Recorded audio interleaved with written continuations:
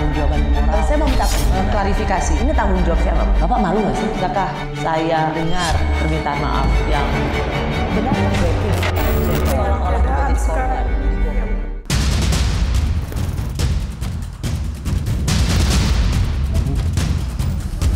Informasi yang saya dapat, MK akan mengembalikan sistem pemilihan umum menjadi proporsional tertutup sebagaimana dulu di zaman otoritarian Orde Baru.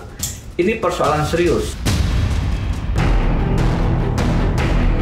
Cuitan Denny Indrayana soal putusan Mahkamah Konstitusi yang akan mengabulkan gugatan sistem pemilu diubah menjadi proporsional tertutup menjadi bumerang bagi Denny. Mantan Wamenkumham di era Presiden SBY ini dituding membocorkan rahasia negara. Saya memakai istilah MK akan memutuskan, memang belum ada keputusan, bahwa sumber yang saya dapat bukan dari MK. Karena itu tidak ada pembocoran rahasia negara. Bantahan Denny yang sempat menjadi tersangka kasus korupsi payment gateway di Kemenkumham tahun 2015 itu dianggap Menko Polhukam Mahfud MD tetap layak diproses hukum. Terutama siapa sosok kredibel yang disebut Denny Indrayana.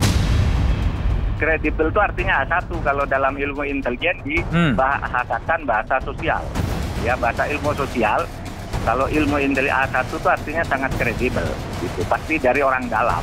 Nggak mungkin orang luar bisa kredibel kalau tidak nguping. Kan gitu. Itu sidangnya tertutup, ada di lantai 16 di MK itu. Nggak boleh orang masuk, kedap rekaman. Belum jelas apa tujuan Denny menyebarkan cuitan yang menimbulkan kehebohan jelang pemilu itu. Namun, dalam program Satu Meja The Forum, Denny akui sengaja menyebarkan informasi agar Hakim MK menolak permohonan sistem proporsional tertutup. Bung Denny, ini kan menarik juga karena ada orang yang kemudian membaca pernyataan Anda untuk meningkatkan elektabilitas dari Partai Demokrat. Betul nggak sih itu? Saya justru berharap, SBDM, saya justru berharap ujungnya nanti putusan MK mengatakan proporsional buka. Oh, jadi ini sebetulnya political statement dari Denny Indrayana ya? Saya pendukung sistem proporsional terbuka, Oke. Karena itu, ini cara kita untuk memberi kesempatan kepada MK sebelum diputus, tolong dipikirkan matang-matang. Oke. Di tengah heboh isu bocornya putusan MK, Presiden Jokowi membuat pengakuan akan cawe-cawe dalam pemilu 2024 demi bangsa dan negara. Pengakuan Jokowi di depan para pemimpin redaksi media massa di Istana Negara Senin lalu sontak menimbulkan pro kontra akan netralitas Jokowi sebagai kepala negara. Manuver politik dari Presiden tentu akan memiliki imbas terhadap konteks politik praktis. Bagaimana seorang ketua umum Partai Golkar yang juga Menko di dalam kabinet mengatakan bahwa dalam menentukan capres-cawapres Golkar akan mengikuti arahan dan petunjuk dari Presiden. Ketua umum PAN yang saat ini menjadi Menteri Perdagangan mengatakan bahwa Presiden adalah panglima tertinggi di dalam penentuan koalisi. Kalau berjalan jujur dan adil, itu lembaga-lembaga kepemiluan sudah ada. Presiden silakan memperkuat lembaga kepemiluan, perkuat DKPP, perkuat KPU, perkuat Bawaslu, itu jauh lebih baik daripada cawe-cawe, daripada beliau yang jujur sendiri. Itu adalah kode yang bagus bagi yang lain, Bapak Presiden terbuka bahwa dia akan ikut campur nanti. Tetapi ikut campur tentu clear ikut campurnya di bidang apa, gitu. Kalau nanti ikut campurnya di dalam penetapan capres, cawapres itu urusan partai. Tapi setelah itu Pak Jokowi kan punya pasukan yang musra. Mungkin mau diarahkan kemana musranya, itu kan Pak Presiden. Merespons banyaknya kritik soal ikut campur dirinya dalam kontestasi Pilpres, Jokowi kembali menegaskan, demi keberlanjutan megaproyek andalannya, ia memang akan cawe-cawe. Begitu kita keliru memilih pemimpin yang tepat untuk 13 tahun ke depan, hilanglah kesempatan untuk menjadi negara maju. hati-hati mengenai ini. Hati-hati.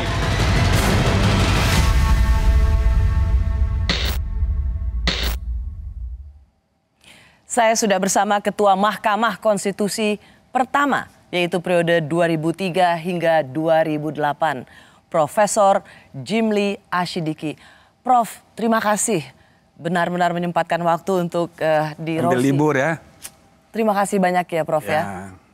Saya juga terima kasih, udah lama nggak diundang ini. Lama sekali. Saya kira Rosi lupa sama saya. Nggak mungkin saya lupa dengan Profesor Jimli. Prof, banyak isu yang hari ini sedang banyak dibicarakan, rasanya nggak lengkap kalau tidak mendengar juga pandangan dari Profesor Jimli. Yang pertama dulu soal cawe-cawe, karena Presiden secara belak-belakan mengatakan cawe-cawe dalam pemilu nanti. Bagaimana Prof Jimli melihat pernyataan Presiden dan kemudian dikhawatirkan akan menjadi sikap seorang Presiden kalau dilihat dari hukum ketatanegaraan? Kalau isu lainnya apaan?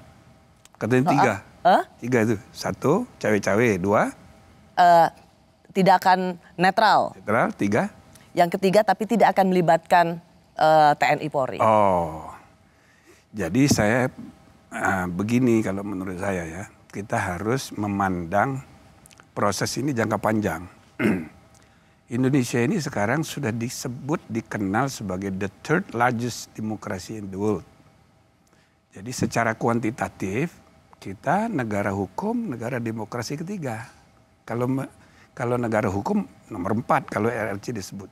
Tapi indeks kualitasnya masih 64. Jauh sekali. Apa nih maksudnya, konteksnya apa nih, Prof? Konteks kualitas dari praktek berdemokrasi itu masih jauh dari standar dunia. Jadi dinamika seperti sekarang ini apalagi menjelang pemilu 2024 yang rumit sekali karena pertama kali serentak, bahkan pilkada juga di tahun yang sama. Ini pasti banyak masalah. Lagi pula periode presiden 10 tahun Jokowi sudah berakhir. Jadi tidak bisa dicegah, tidak bisa dihindarkan, dinamikanya keras. Saya rasa walaupun kita harus berharap ya, tidak ada misalnya politik identitas, isu-isu SARA, black campaign sama negatif campaign itu nggak bisa dihindarkan. Jadi termasuklah soal cawe-cawe ini. Cawe-cawe ini kalau menurut saya tergantung bagaimana kita mempersepsinya. Ini banyak dipersepsikan negatif. Kalau Prof Jimli? Kalau menurut saya bisa positif, bisa negatif. Apa saya positif dulu? Bisa penjelasannya. Kalau you tanya secara hukum bagaimana? Ya tidak ada larangannya secara hukum. Dalam konstitusi tidak. Tapi masalahnya kan bukan hanya benar salah secara hukum. Halal haram sebagai secara hukum. Tapi juga baik buruk. Soal etika bernegara. Jadi bisa saya mengatakan secara hukum nggak ada masalah. Tapi dari segi kepantasan, etika, ada problem serius. Nah, tapi soal etika ini kan abstrak. Ya. Ada kaitan juga dengan budaya, ada kaitan dengan pelembagaan politik yang belum kuat. Ya kan? Nah, jadi kita harus memandangnya itu jauh. Oke, Prof. Karena kemudian dijelaskan oleh Deputi Biro Pers Media dan Informasi Sekretariat Presiden, Pak Bey Mahmudin, ia memberikan penjelasan lengkap, termasuk di Kompas TV, soal cawe-cawe Presiden itu adalah Presiden ingin memastikan pemilu serentak 2024 dapat berlangsung secara demokratis, jujur, dan adil. Presiden berkepentingan tersenggaranya pemilu dengan baik dan aman tanpa meninggalkan polarisasi atau konflik sosial di masyarakat. Bagaimana Prof Jimli memandang istilah cawe-cawe tidak netral secara adil? Ya, dari segi penjelasan soal pemilu itu tidak begitu tepat, itu cari dalih aja alasan. Karena pemilu itu urusan penyelenggara pemilu. Jadi selalu saya bilang penyelenggara pemilu itu cabang keempat. Karena presiden peserta pemilu, DPR peserta pemilu. Pengadilan mengadili proses dan hasil pemilu, maka penyelenggara pemilu itu sendiri. Jadi bukan tanggung jawabnya presiden, sudah ada diatur di konstitusi dan di undang-undang. Itu satu ya. Nah yang kedua soal, itu kembali lagi ke soal hukum tadi ya. Nggak ada larangan. Seperti misalnya sama kayak di negara yang udah maju kayak di Amerika. Obama waktu masih presiden, jadi menjadi tim sukses untuk Hillary. Tidak ada masalah secara hukum, cuma masalah etik saja. Nah, jadi ini kan harus melihat bahwa kalau Presiden mengatakan saya akan cawe-cawe untuk memastikan siapa pemimpin yang tepat di masa depan, itu nggak ada sesuatu yang salah dari sisi hukum, tidak akan berakibat atau kita sangkakan akan membuat pemilu jadi tidak jujur. Nah itu dia. Kalau Obama kan langsung kampanye, berarti kan dia menghendaki Hillary jadi presiden kan? Gitu. Nah cuma beda dengan Amerika itu sistem politiknya sudah kuat. Pelembagaan politik sudah sangat kuat. Budaya feodalnya sudah lumer. Oke. Jadi meskipun kita ini masih pelembagaan politik belum kuat, budaya feodalnya itu di mana-mana terjadi darah biru. Termasuk partai politik semua berdarah biru. Jadi presiden itu tidak perlu nyuruh orang di desa pilih si ini, nggak usah. Dengan statement yang seperti tadi saja, orang udah paham. Inisiatif nggak perlu dari atas. Ya kan? Nah jadi karena budaya kita masih feodal. Dan itu bisa diikuti oleh pejabat-pejabat lainnya untuk cawe-cawe. Pak Jimli, cawe-cawe presiden itu kemudian diartikan juga kemana-mana, termasuk misalnya soal kasus perebutan atau disebut dalam bahasa politiknya pencopetan Partai Demokrat oleh KSP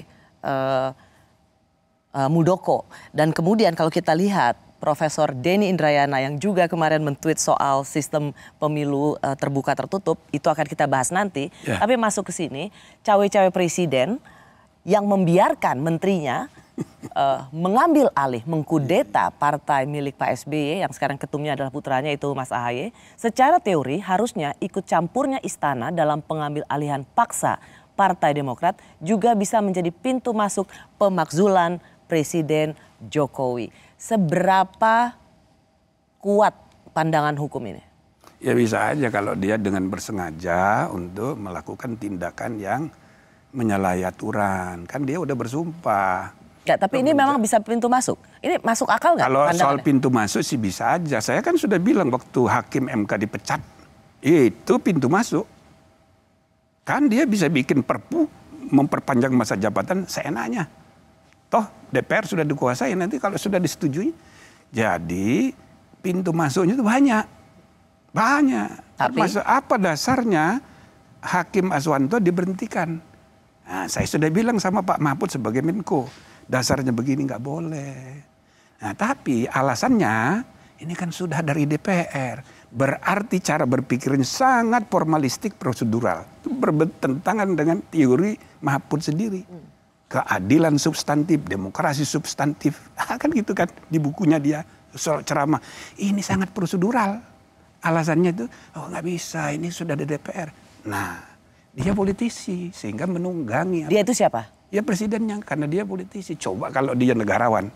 Coba kalau dia bertindak sebagai kepala negara, bukan kepala pemerintah. Oke, tapi kalau saya masuk ke poin itu. Jadi ini memang apa? Yang Mahkamah Agung ini sama kayak gitu. Dia kan membiarkan itu dalam arti karena dia politisi, transaksional. Dia biar dari segi hukum bisa diperdebatkan. Bahwa ini nggak salah, bukan saya kok. Dan ini hak politik dari Pak Muldoko. Menteri, ya. Muldoko itu setingkat menteri, tapi kan bukan menteri. Harusnya KSP itu melayani pimpinan, bukan ngurusin partai. Makanya saya pernah menyarankan sebaiknya Muldoko itu diberhentikan dari KSP.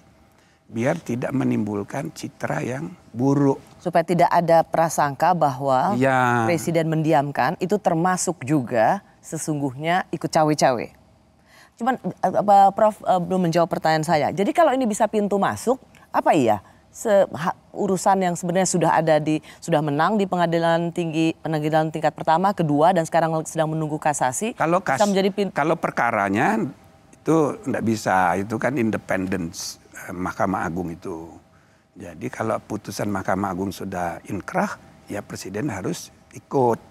Cuman ini kan dugaan bahwa ini ada main, Muldoko disuruh, itu kan harus dibuktikan. Saya rasa tidak mungkin Presiden Jokowi akan berinisiatif untuk nyuruh. Ini kan inisiatif karena itu pertanyaan dari bawah saja. Jawab, apakah dengan mengatakan ini bisa pintu masuk pemakzulan, itu masuk akal atau omong kosong?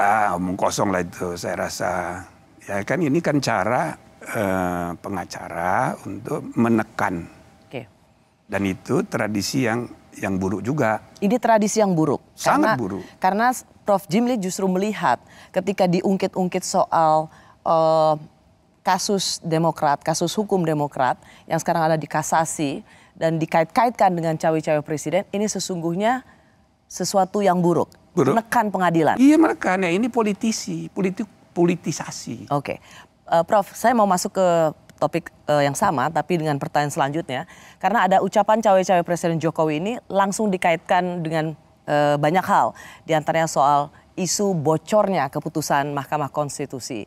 Nah, soal isu bocornya ini yang ingin saya tanyakan pada Prof. Jimli adalah sesuatu yang memang membocorkan rahasia negara atau bualan semata? Bagi saya kalau info kredibel itu bukan hakim MK tapi bisa dari dalam MK. Saya dengar sekjennya, kesekjenan, kepaniteraan mau diperiksa itu. Harus. Mungkin memang bukan hakim. Gitu.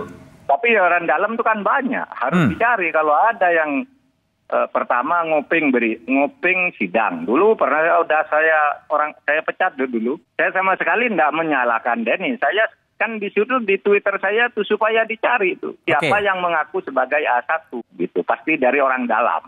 Tidak mungkin orang luar bisa kredibel kalau tidak nguping. Kan gitu. Itu sidangnya tertutup, ada di lantai 16 di MK itu. Tidak boleh orang masuk, kedap rekaman. Saya masih bersama pendiri Jimli School of Law and Government, Profesor Jimli Asyidiki, yang sekaligus juga menjadi Ketua Mahkamah Konstitusi periode pertama. Prof, saya mau tanya dulu ketika Prof membaca bahwa Profesor Denny Indrayana mengatakan bahwa saya mendapat informasi yang kredibel soal putusan MK proporsional terbuka menjadi tertutup. Apa tanggapan Prof. Jimli? Saya langsung hubungi orang di MK, saya tanya, belum Prof, itu belum sidangnya belum selesai. Konklusi dari masing-masing pihak masih kita tunggu sampai tanggal akhir bulan Mei, gitu kan? Nah, jadi RPH-nya belum. Rapat para pihak?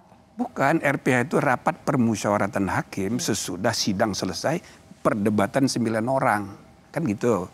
Jadi belum, bahkan ketua panelnya itu saya tanya ternyata masih di Seoul. Jadi memang belum ada lah kok. Jadi sama sekali bahkan belum kan baru ada dari pandangan para pihak. Iya. Belum ada rapat di antara para hakim. Rapat internal. Sehingga kalau dibilang 6-3 keputusannya, ya itu salah. Jadi itu salah maksudnya gimana, Prof? Ilusi karena belum ada rapat, belum ada pengambilan keputusan. Itu ilusi atau istilahnya tadi? Bualan. Bualan. Ya, mengenai ilusi dan persepsi. Ya, itu banyak sekarang ini dalam komunikasi publik, terutama kalau berkaitan dengan politik. Ya kayak gitu itu. Prof, tetapi menarik, mengapa tweet kalau Prof kan langsung mengecek karena bagaimanapun juga Prof Jimli pernah menjadi Ketua Mahkamah Konstitusi dan dikasih tahu berproses saja belum untuk masuk final. Dalam putusan. Tapi ini menjadi begitu menggemparkan karena kemudian diamplifikasi. Oke, kalau itu dari Pak SBY, mantan presiden, tentu kita masih bisa paham karena ada kedekatan personal antara Prof Denny dan Presiden SBY. Tapi ini kan kemudian diamplikasi oleh menterinya Pak Jokowi dengan mengatakan bahwa ini harus diusut. Artinya Prof Mahfud sendiri melihat ini memang sudah bocor, nggak gitu logikanya kan? Ya saya rasa kelebihan juga. Siapa kelebihan? Pak Mahfud sebagai Menko kan. Kelebihan gimana maksudnya? Ya kan proses hukum itu mestinya nggak usah diarahkan. Ya timbul sendiri aja. Jadi semua lembaga itu maka sekarang nggak ada inisiatif nunggu perintah dari atas kan tidak sehat juga.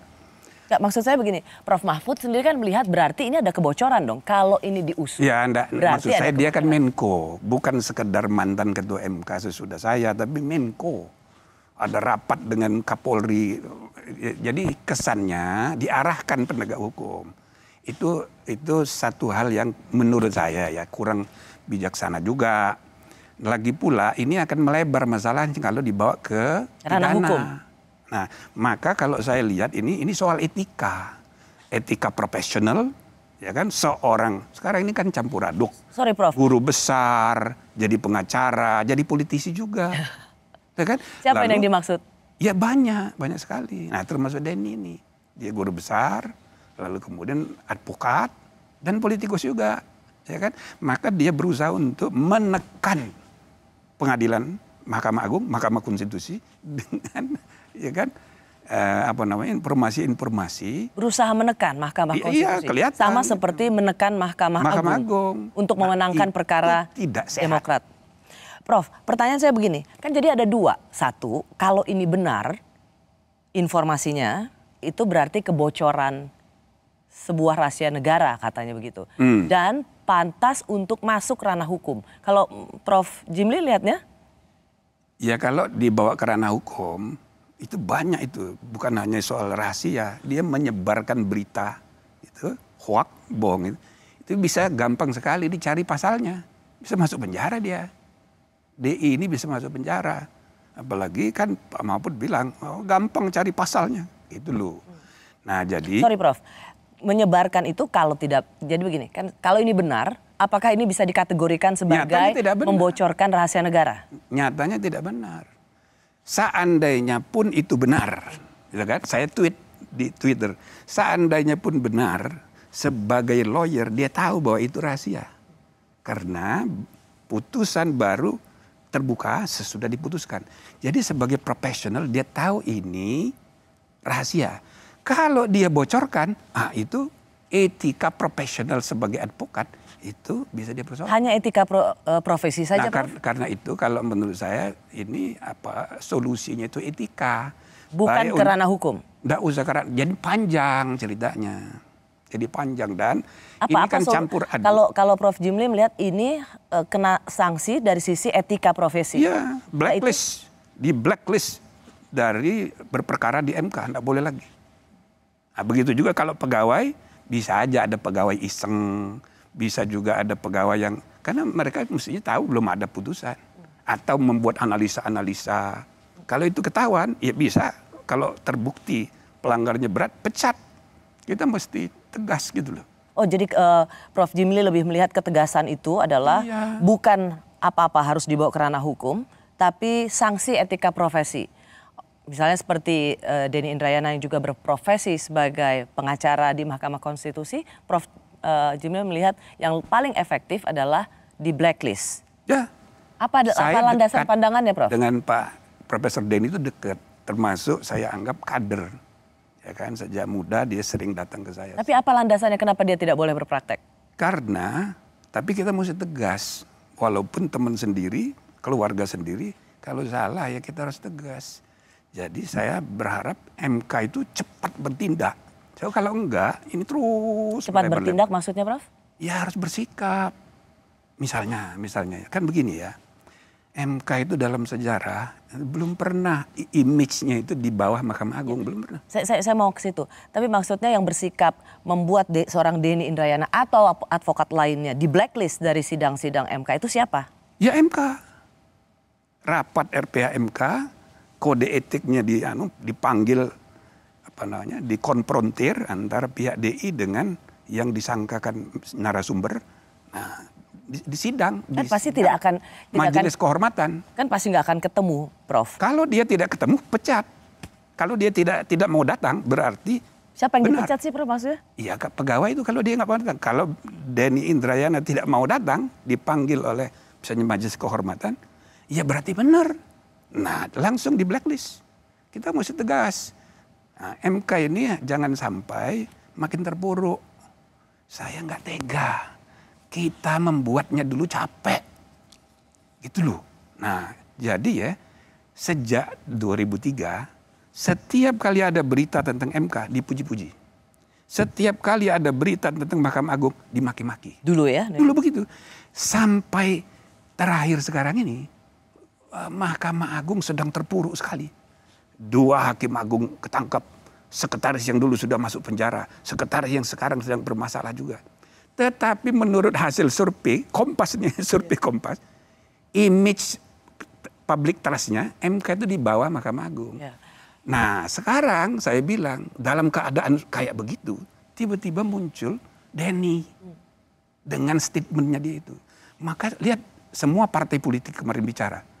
Itu Rocky Gerung segala macam itu di podcastnya. Bubarkan MK. Dan 8 fraksi itu menolak dan bila perlu dengan undang-undang mau dipretelin kewenangan MK. Ini hanya karena satu cuitan. Itu dia. Yang kemudian diamplifikasi oleh Menko Polhukam. Bukan cuma itu, SBY terkena. SBY juga ikut mendukung gara-gara Denny Indrayana. Maka saya bilang, padahal menurut Prof sendiri lihat ini sama sekali tidak punya landasan kebenaran. Tidak faktual, ini hanya ilusi, hanya persepsi yang mendorong dia itu aktivisme politiknya dia. Nah itu yang saya bilang tidak profesional sebagai advokat. Karena mau menggerakkan dukungan politik publik gitu untuk menekan putusan.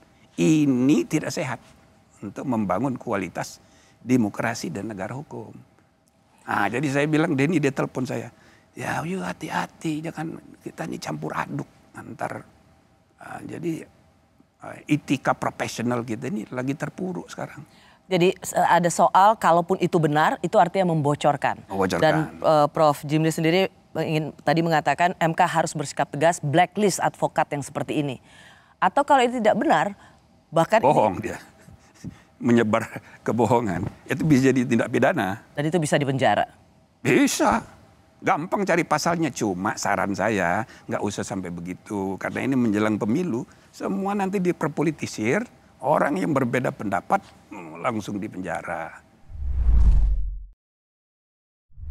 Belum memutuskan itu tidak menghalangi kami yang sering sidang-sidang di MK bisa melihat arah putusan.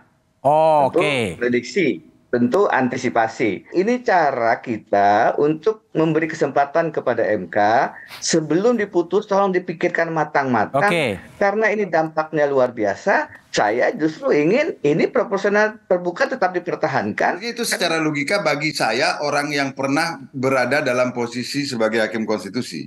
Menurut saya logika itu nggak benar. Nah, tapi kan Prof Denny tadi sudah menyampaikan. Rupanya itu adalah kesimpulan-kesimpulan analisisnya sendiri melihat gelagat cara-cara hakim bertanya begitu kan. Kalau tujuannya adalah untuk mencegah Mahkamah Konstitusi dijadikan sebagai alat katanya. Untuk mengawal Mahkamah Konstitusi katanya Prof Denny tadi. Ya caranya jangan dengan menyampaikan narasi yang justru mengarahkan rakyat untuk tidak percaya kepada Mahkamah Konstitusi. Ini berbahaya menurut saya. Saya masih bersama Ketua Mahkamah Konstitusi pertama periode 2003 saat pertama kali kita memiliki Mahkamah Konstitusi sampai 2008. Ia adalah Profesor Jimli Asyidiki. Prof tadi sudah sempat mendengarkan dialog kemarin bersama Budiman Tanurejo. Jadi bukan dari, kan Pak Mahfud bilang usut di dalam MK itu pasti ada yang membocorkan. Tetapi Denny Indrayana juga bisa membela dengan mengatakan nggak harus dari dalam MK. Sumber kredibel itu tidak melulu harus ada di inner circle. Kalau kita masih tetap, tadi kalau Bapak saya sudah tahu standpointnya ini adalah ilusi dan kebohongan. Tapi kita bicara kalaulah ini benar. Gitu, Pak. Kalaulah ini benar, apakah mungkin informasi yang berupa rahasia negara, bocornya putusan Mahkamah Konstitusi itu bisa didapat dari luar Mahkamah Konstitusi? Ya nggak bisa, namanya rahasia. Jadi orang yang terlibat di rapat itu saja, berarti dari dalam. Artinya Profesor Denny itu dapat dari second hand. Kalau dia tidak mau mengaku dari luar, dari dalam, berarti yang dari dalam membocorkan dulu, lalu orang kedua itu membocorkan ke Denny. Sama juga. Jadi pengusutan yang diminta oleh Pak Mahfud itu benar. Nah cuma yang saya persoalkan tadi jangan kerana pidana lah. Biar etika aja. Gimana bisa mengusutnya Pak ya? Bisa. Gimana? Jadi ketua pimpinan Mahkamah Konstitusi harus tegas. Bikin rapat, lalu putuskan bikin majelis kehormatan. Periksa, Denny-nya dipanggil, staf yang diduga atau orang luar yang dibilangnya itu harus dibawa, diundang. Lalu nanti dikonfrontir dengan orang-orang yang ada di rapat RPH. Prof Jimli, menurut saya itu tidak segampang itu karena gampang sekali. Saya tidak yakin Karena pasti seorang bukan yakin ya, tapi gampang sekali. Seorang Denny Indrayana tidak akan mungkin mau menyebut siapa sumbernya. Ya berarti dia bohong. Dia tidak bisa kalau di dalam sidang dia wajib langsung dia di blacklist. Nah, begitu ya, kita harus tegas. Jadi walaupun teman sendiri, kita harus tegas. Ada jalan keluarnya. Walaupun ya tentu kan kita juga harus mendidik bangsa ini tidak campur aduk gitu. Antara profesi, pengacara, profesor dan politisi. Kalau ini jelas naluri politiknya yang bekerja. Hanya memang satu frase itu dipercaya oleh publik yang dikatakan oleh Denny Indrayana, yaitu no viral, no justice. No viral, no justice. Jadi memang harus diviralkan dulu untuk mendapatkan keadilan. Yang mana Profesor Jimli ini dibenarkan, diaminkan oleh publik, ayo kita viralkan supaya ada keadilan. Sehingga apa yang dicuitkan atau dikatakan Denny Indrayana itu ditelan, oh ya benar juga ya. Karena memang selama ini presidennya memang harus ramein dulu, viralkan dulu, baru mendapat atensi atau mendapat ada keadilan. Dalam konteks kasus ini, no viral, no justice tidak relevan. Kalau menurut saya tidak relevan, karena begini ya, suara tidak ada hubungannya. Pertama, suara publik itu jangan diidentikan dengan suara di media. Belum tentu silent majority itu bisa jauh lebih banyak, cuma dia diam. Yang kedua, sekarang ini di ruang publik kita diisi oleh informasi-informasi, banyak sekali fake news, banyak sekali persepsi. Inilah disebutnya post-truth itu, pasca kebenaran. Maka informasi dari media publik tidak boleh dijadikan referensi untuk bersikap dan membuat keputusan dalam menjalankan fungsi bernegara. Gitu loh. Nah, jadi kita harus hati-hati. Kita ini sedang dilanda oleh post-truth di seluruh dunia. Nah, jadi kalau dia no viral, no justice, ya nggak benar. Nggak ada hubungannya nih Pak. Nggak ada hubungannya. Nah Pak, begini, karena Denny Indrayana dan banyak juga teman-teman aktivis, pengajar hukum ketatanegaraan melihat bahwa melihat hasil putusan itu tidak melulu karena putusan itu sudah dibikin dan bocor. Tapi dilihat dari pertanyaan-pertanyaannya. Agak miring ke kiri, agak miring ke kanan. Kenapa dapat 3 sampai 6 itu? Karena 6 nanyanya seperti ini. Itu bisa menjadi ukuran melihat kecondongan hakim dan putusan. Tren, melihat tren. Ya apa boleh buat gitu ya. Kan saya sebagai periode pertama ya, kita memulai tradisi perdebatan substantif di antara hakim. Sekarang ini saya dengar tidak lagi seperti itu. Di Mahkamah Konstitusi? Iya, jadi tidak substantif gitu. Jadi banyak saja faktor. Dan kalau dulu saya wajibkan semua membaca buku, wajibkan menulis buku. Sekarang kan tidak lagi. Makanya setiap tahun saya selalu membantu untuk mendorong itu dihidupkan lagi suasana intelektual. Nah, jadi itu seperti tadi juga dijelaskan oleh mantan Hakim Konstitusi Pak Palaguna. Itu bisa dilihat dari arah bertanya. Bisa. Nah, cuman itu tidak dibenarkan oleh Pak Palaguna karena dia mengatakan itu kan biasa saja taktik untuk bertanya. Iya, bisa langsung itu dihakimi. Itu persepsi, jadi bisa ditafsir begini. Sebenarnya bisa ditafsir, cuma kan belum mutlak. Nah, dan itu tidak bisa jadi kesimpulan yang mengatakan bahwa ini sumber kredibel. Nggak bisa. Atau begini Prof, bagaimana kemudian dilihat bahwa ini kayaknya naga-naganya hasil putusan Mahkamah Konstitusi ini ke arah profesional untuk menjadi tertutup. Dilihat juga dari profiling hakim-hakimnya yang lebih pada titipan pemerintah, titipan partai politik. Nah, ini yang sejak awal saya jelaskan. Saya ikut merumuskan, membantu perumusan walaupun tim ahli untuk perubahan Undang-Undang Dasar. Saya juga jadi tim diangkat oleh pemerintah dan DPR untuk menyusun undang-undang MK. Jadi saya ngerti bahwa itu bukan begitu. Jadi 3 hakim dipilih oleh DPR, 3 hakim dipilih oleh Presiden, 3 hakim dipilih oleh Mahkamah Agung. Bukan dari. Jadi mereka bertiga ini hanya tukang pilih. Setelah terpilih dia independen. Dan gitu terminologi titipan itu menjadi tidak benar. Nah, tapi persepsinya kayak gitu sekarang. Nah, misalnya putusan mengenai undang-undang tentang KPK. Jadi kalau tanya saya lebih setuju dengan yang 4 orang dissenting opinion.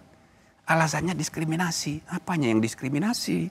Diskriminasi itu hak asasi manusia, bukan hak asasi lembaga negara. Itu melekat pada diri manusia. Manusia, kalau hak lembaga, kewenangan lembaga terserah kepada pembentuk undang-undang ngaturnya. Jadi Anda nggak setuju ya sebenarnya sangat tidak setuju. Pimpinan KPK. Tetapi yang putusan resmi itu kan yang berlima. Kita harus hormati.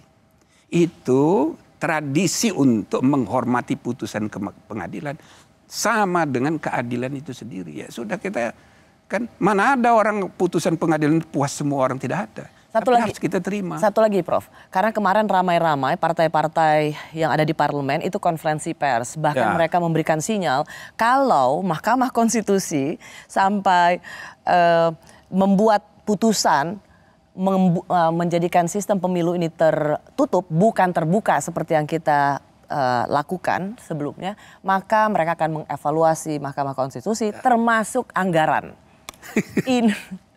Ini apakah sebuah ancaman yang serius dari para politisi pada Mahkamah Konstitusi? Kalau menurut saya itu sangat serius, sangat serius. Dan Prof bisa membenarkan itu? Tidak benar. Jadi saya mengajak semua politisi jangan hanya berpikir politik untuk kepentingan sesaat, the next election. Mari kita membangun negara bangsa ini makin berkualitas dalam jangka panjang, the next generation. Nah, jadi sekarang ini itu pada marah semua asal ada undang-undang di apalagi yang Ciptaker kemarin, marah semua, termasuk eksekutif. Itu loh. Nah, ini pengalaman banyak negara, tapi kan kita tidak boleh benarkan. Yang salah itu salah. Bukan cuma itu, saya pun mengalami dulu. Waktu tahun 2008 kami memutus anggaran pendidikan 20%. Semua menteri marah. Yang paling marah Wapres. Maka waktu pemilihan ketua MK periode kedua, saya kan dikalahkan oleh hakim baru namanya Mahfud. Karena apa? Semua hakim itu dipanggilin oleh JK. Saya Pak Mahfud Menko Polhukam sekarang. Dipanggilin satu-satu oleh JK, jangan pilih Pak Jimli lagi. Masa? Iya. Nah, saya ketemu cawe-cawe dong. Cawe-cawe. Nah, jadi saya ketemu sama Pak SBY, saya cerita begini. Oh, iya, bukan saya. Iya, saya bilang. Ya begitu dia. Ya, tapi saya bilang saya ikhlas saja karena kan hubungan saya dengan JK sampai sekarang itu baik. Karena saya kenal sejak aktivis mahasiswa dulu. Jadi hubungan pribadi, institusi, kita pisahkan. Sama kayak Denny. Dan kamu dekat sekali sama saya. Tapi dalam urusan bernegara, kalau salah saya bilang salah. Harus begitu. Jadi kita harus jangka panjang. Ini sudah abad 21. Kayak Bambang Pacul ngomongnya sekali. Adalah bubarkan MK. Ribut-ribut soal sistem pemilu terbuka dan tertutup. Lalu pertanyaannya apa sih manfaat untuk publik? Partai tidak lagi fokus membina kader-kader muda secara serius untuk kepentingan jangka panjang ideologi partai, melainkan fokus mencari jalan pintas dengan memburu kader-kader populer dan berkemampuan finansial untuk mendanai kebutuhan partai. Kader-kader terbaik yang ideologis punya kapasitas untuk bekerja namun tidak begitu populer, perlahan-lahan tersingkir dari lingkaran partai dan digantikan oleh figur-figur terkenal yang nyatanya kadang belum tentu bisa bekerja dengan baik.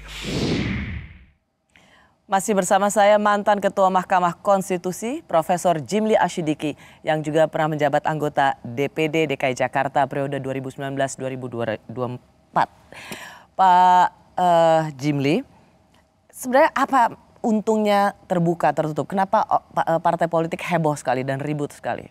Waktu pertama kan tertutup. 2004 tertutup. 2004 itu tertutup dengan variasi sedikit terbuka.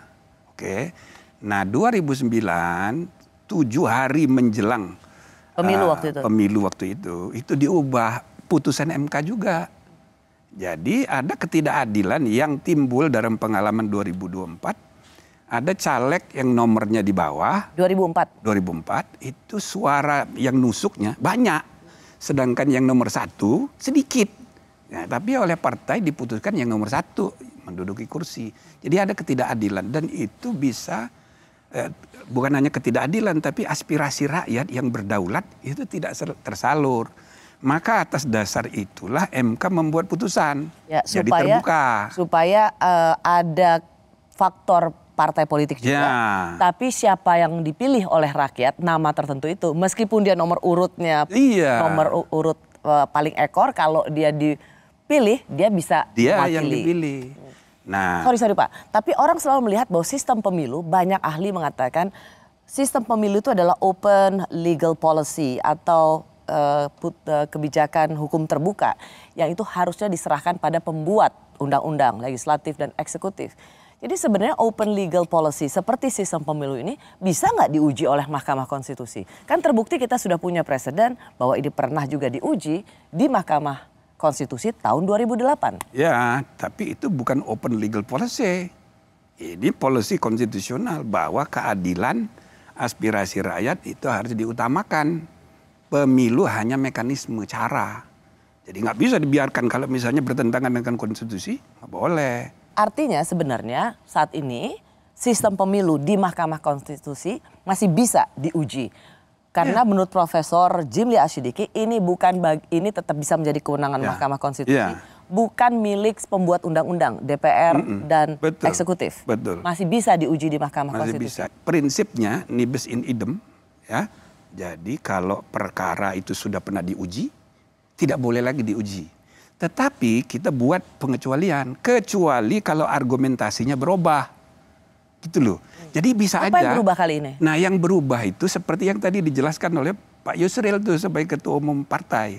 Jadi sudah terjadi praktek, ya gampangnya demoralisasi politik, ya kan, persaingan internal.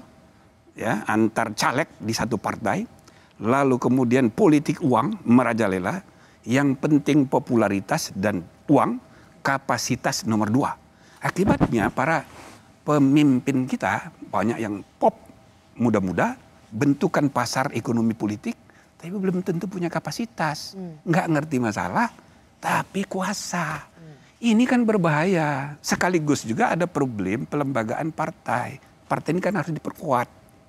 Nah, di dalam Undang-Undang Dasar itu eksplisit disebut untuk pileg peserta pemilu itu partai politik. Maka jadi, bagaimanapun juga keterlibatan partai politik tetap perlu diperhitungkan. Sangat. Nah, jadi logika untuk mengembalikan ini ke tertutup, ya logis. Tapi ada syarat-syaratnya. Sorry Prof, jadi waktu 2008 itu atas azas keadilan. 2009. Waktu diputuskan 2009. Pemilu 2009. Seminggu sebelum. Satu minggu sebelum pemilu legislatif. Itu ada dasar pertimbangannya, yaitu untuk keadilan. Buat mereka yang dapat suaranya lebih banyak ya berhak untuk memegang ke Senayan. Tapi itu kemudian ada perubahan situasi. Dianggap bahwa yang dapat suara banyak itu hanya populer saja tanpa punya kapasitas.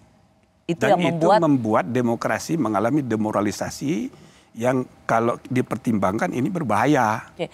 Prof, tapi tidakkah itu hakikat demokrasi? Kalau misalnya kita memang ingin membiarkan rakyat memilih, maka itulah harga yang harus dibayar dari sebuah demokrasi. Kita bisa memilih seseorang yang mendekati malaikat, tapi juga kita bisa salah pilih setengah iblis. Tapi kan aspek yang harus dipertimbangkan karena demokrasi itu kan luas. Maka dalam sejarah awal-awalnya orang mengidealkan majority rules. Tapi di kemudian hari abad 19 muncul ide baru. Makanya muncul judicial review itu, minority rights. Jadi Mahkamah Agung Amerika itu the protector of human right. The protector of citizens' rights, sama kayak kita. Jadi di samping dia the guardian of the constitution, ya kan, pengawal demokrasi juga pengawal minority rights. Ini berarti dalam perjalanan peradaban demokrasi mengalami evolving, kemajuan. Nah, termasuk ini. Kalau misalnya saya pernah bilang soal threshold presiden 20%. Itu sebetulnya tidak perlu. Tapi itu berdasarkan putusan MK dulu dibenarkan bahwa threshold 20% itu open legal policy. Terserah mau berapa persen. ya kan? Tapi sesudah dipraktekkan ada bukti-bukti baru. Ya, kalau di dalam konsep pemilihan presiden dalam konstitusi kita 2 ronde. Ya kan? Jadi kalau presiden ronde pertama belum mencapai 51% plus 1 requirement regional daerah 51 jumlah provinsi, itu dia masuk ke ronde kedua. Walaupun dia udah 51 tapi provinsinya hanya di Jawa, dia tetap ronde kedua. Itu untuk memastikan presiden Indonesia bukan provinsi Pulau Jawa. Ya. Nah, karena kalau hanya 3 Pulau Jawa saja pasti udah menang. Nah, ide ini tidak mungkin dilaksanakan, ya kan? Terhambat kalau thresholdnya ketinggian. Ya? Prof, kita akan panjang untuk bicara itu lagi di tema selanjutnya. Boleh nggak saya nanya, sebenarnya kalau untuk seorang hakim konstitusi seperti Prof. Jimli Asyidiki lebih setuju sistem pemilunya kembali tertutup atau terbuka? Untuk jangka panjang saya setuju tertutup. Jangka panjang. Maksud saya jangka panjang itu harus dibenahi dulu integrated policy-nya. Jadi partai politik itu harus terbuka dulu. Kalau sekarang ini partai politik sangat tertutup. Oke, yang menentukan hanya ketua umum, 9 partai 9 ketua umum, maka nasib bangsa ini di tangan 9 orang. Lalu calegnya siapa, cagupnya siapa, capresnya siapa, di tangan ketua umum semua. Ditambah lagi kenyataan semua partai mengalami pembiruan darah dinasti. Ya kan? Partai yang lahir di era reformasi aja gampang sekali anaknya jadi ketua umum. Partai reformasinya Amin Rais besan-besanan, ya kan? Sampai harus cerai gara-gara. Jadi ini masih feodal.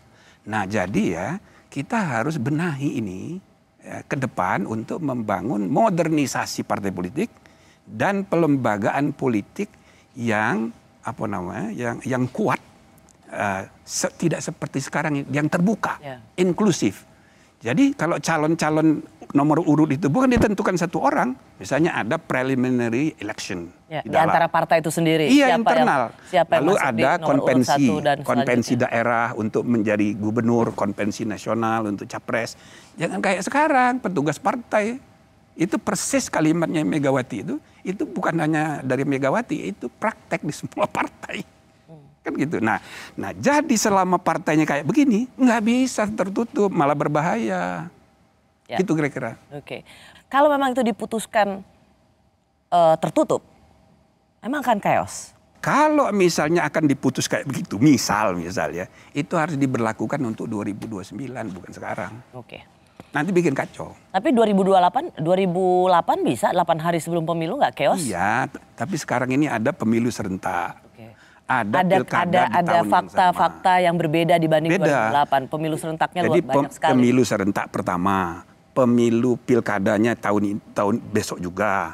Terus yang kedua apa namanya? Pilpres dulu. Ya, pilpresnya ini agak seru. Pilkada. Lebih seru dari yang tempo hari. Karena ada pembelahan politik. Ini berbahaya kalau menurut saya. Plus tambah lagi pengalaman 2019, petugas banyak meninggal. Jadi jangan-jangan lebih banyak lagi meninggal. Jadi kita harus arif lah ya melihat masalah. Setuju dengan proporsional tertutup untuk pemilu legislatif. Tapi untuk yang akan datang. Profesor Jimli Asyidiki, terima kasih. Jarang-jarang kita bisa ngobrol seperti ini. Saya senang sekali dan satu kehormatan Prof. Jimli menyempatkan datang. Mohon maaf ada pilihan kata yang kurang cocok sama audiens. Terutama orang-orang yang saya sebut namanya. Itu saya secara pribadi dekat semua. Tapi urusan bernegara kita harus pisah. Terima kasih, Prof. Saya Rosyana Silalahi. Terima kasih sudah menyaksikan Rosi. Tetaplah di Kompas TV, independen, terpercaya. Oke, bagus.